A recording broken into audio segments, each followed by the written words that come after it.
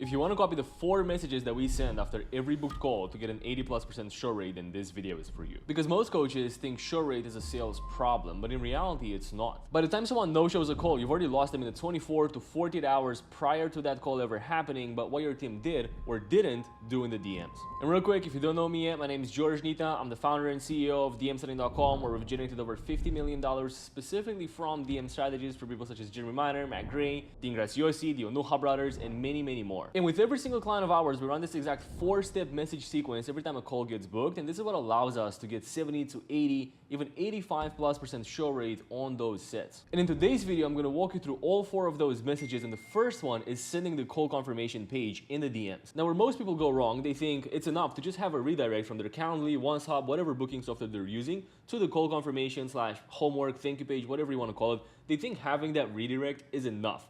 But the reality is, and what most people don't realize, those leads, when they go in and they book, 80% of the times they're going to be on their phones. So when they're on the phone, they go into Calendly, they hit confirm, and then what happens during the redirect that takes 3 to 5 seconds, they're not going to wait for that. They're just going to swipe up, they're back in Instagram before you even know it, and then they didn't even have a chance to load the actual call confirmation page. You need to be surprised how many times this happens. And what this leads to is now you have a lead that technically got sent to the call confirmation page, but they never checked it, they never took the time to actually read through or watch the videos that are on that page. So by the time the call comes around, they don't even know what the call is about, and they're not prepared for the call, so the likelihood of them showing up decreases significantly. And the solution to this is super easy. Every single time a person books a call, you're just going to get your DM setter to go in and send the call confirmation link in the conversation with the prospect. And the message here is going to be very simple. It's going to be something along the lines of, hey name, you're all booked for Wednesday at 12. Now there's one more thing I need you to do before the call.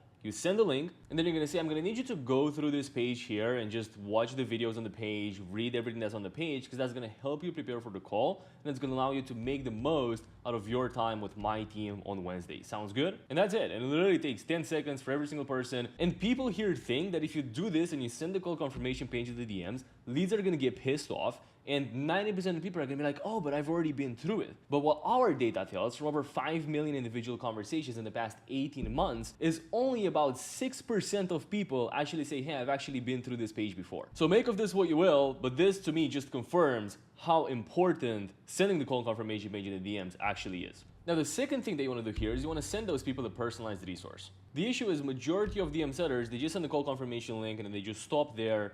And then between when they send the call confirmation link and the call actually happening, there might be a 24, 48, 72-hour gap. If there's no point of contact between when the call is booked and when the call actually happens, there's a higher likelihood for the lead to go cold, which obviously you don't want. Because if you have 2 or 3 days of complete silence before the call happens, life is going to get in the way, the lead is just going to carry on with their regular life, and then they're going to start questioning, is this ready for me? Do I really want to do this? Do I really want to show up? They're going to forget half of what you discussed with them in the DMs prior to booking in the call, and then the likelihood of them no-showing is just going to increase. So here's what you do instead. You make a spreadsheet, a library of resources. This is what we do for every single client that we work with, where you'd compile a lot of free resources, but also testimonials from your current or existing clients or your past clients. And then those resources can be anything from free guides, PDFs, YouTube videos, podcasts that you've been on, specific like exclusive trainings that you've done in your community or other communities. You don't really have to overthink this. It can literally be anything. And for the testimonials, your goal is going to be to have a wide variety of people from all different walks of life. If you're selling B2C, you might want to have a business owner that was running a business before that transitioned into what you're doing, a single mom, a single dad, a dad that was like a blue-collar worker, someone that was in finance and transitioned into this, someone that was high up in corporate management and transitioned into this. So really the more kind of like different background stories that you can showcase in your testimonials, the easier it's going to be to take those and send a personalized testimonial or a personalized resource to the specific person that your sales team is about to have a call with. So in real life, what this might look like is, let's say you're speaking with a nurse that's a single mom that works 80-hour weeks and wants to get into whatever it is that you're selling. And how do you know this? Well, you know it because your DM setter had a full back and forth conversation with this person discussing about their goals, but also their current situation, what they're doing right now at the moment, what their constraints are, and what the motivation behind them actually wanting to learn about something new is. And once you have this information and the call is booked, your DM setter would go into your resource library and would look for one of two things. They would either look for a free resource that they can send, where maybe the lead had a specific question about the business model, and then you have a resource that addresses that specific question. Your setter would take that resource, would go into the DMs and be like, hey Natalie, I know earlier in the conversation you asked me about how X and Y and Z works and how they all come together, and I've actually done a YouTube training on this the other week that breaks it all down for you, and I figured I should just send the link because I think you're gonna get a lot of value from it. Enjoy. And that's it. We don't force consumption, but the people that do actually consume it, they're a lot more nurtured, they're a lot more bought in, and again, the likelihood of them showing up drastically increases. But on the other side, following the same example, let's say they didn't have any specific like business, logistical questions about the business, about how the opportunity actually works, or maybe the seller just feels like sharing a testimonial in this scenario would just be helpful in this specific circumstance with this specific lead. So what they would do, they would find a single mom that works a demanding job that has been through your program. And if you don't have it, it's okay, you will get it eventually. But if you do, then you'd really want to leverage this. So they would go in, they'd find that single mom, and then they would take that link to that testimonial and be like, hey Natalie, by the way, our conversation today really made me think of my student Jade here that was in a very similar situation to you, and within the span of 6 months, she was able to go from ABC to now achieving X, Y, and Z for her and her family. And you really reminded me of her. I think watching this video that she recorded about her experience working with us is really going to paint a clearer picture for you moving forward. Then you just drop that in there. And now instead of having just the call confirmation page with like 20 or 30 different video testimonials from a bunch of random people that the lead doesn't really feel like they resonate with, now you've shared a specific testimonial from a specific person that was in their exact position and that achieved exactly what they want to achieve, and that is so much more powerful. And if you're watching this and you realize you don't have any of this in place, maybe your current setters are lazy, maybe you don't have setters, you don't have a resource library, you don't have clear frameworks to follow, you don't have clear follow-up sequences and follow-up cadences to follow, that's exactly what we do over at dmsetting.com. So if that's something that you need help with, click the first link in the description. Now the third message is going to be about hyping up the closer. Because here's what most people don't think about. When a lead books a call, they speak with the creator over DMs,